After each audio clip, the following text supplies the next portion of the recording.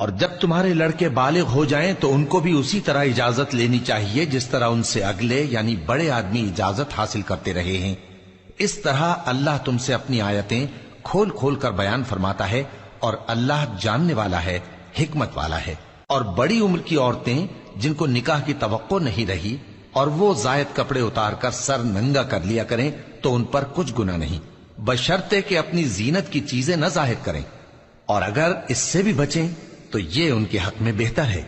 اور اللہ سنتا ہے، جانتا ہے۔ نہ تو اندھے پر کچھ گناہ ہے اور نہ لنگڑے پر اور نہ بیمار پر اور نہ خود تم پر کہ اپنے گھروں سے کھانا کھاؤ، یا اپنے باپ دادا کے گھروں سے، یا اپنی ماؤں کے گھروں سے، یا بھائیوں کے گھروں سے،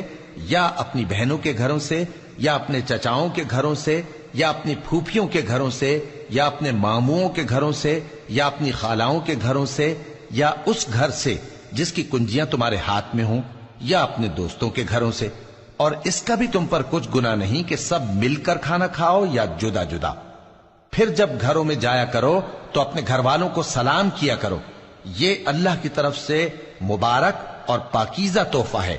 اس طرح اللہ اپنی آیتیں کھول کھول کر بیان فرماتا ہے تاکہ تم سمجھو۔ مومن تو وہ ہیں جو اللہ پر اور اس کے رسول پر ایمان لائے، اور جب کبھی ایسے کام کے لیے جو جمع ہو کر کرنے کا ہو پیغمبر کے پاس جمع ہوں تو ان سے اجازت لیے بغیر چلے نہیں جاتے۔ اے پیغمبر، جو لوگ تم سے اجازت حاصل کرتے ہیں وہی اللہ پر اور اس کے رسول پر ایمان رکھتے ہیں، سو جب یہ لوگ تم سے کسی کام کے لیے اجازت مانگا کریں تو ان میں سے جسے چاہا کرو اجازت دے دیا کرو، اور ان کے لیے اللہ سے بخشش مانگا کرو، کچھ شک نہیں کہ اللہ بخشنے والا ہے، مہربان ہے۔ مومنو، پیغمبر کے پکارنے کو ایسا خیال نہ کرنا جیسا تم آپس میں ایک دوسرے کو پکارتے ہو، بے شک اللہ کو وہ لوگ معلوم ہیں جو تم میں سے آنکھ بچا کر کھسک جاتے ہیں۔ تو جو لوگ ان کے حکم کی مخالفت کرتے ہیں ان کو ڈرنا چاہیے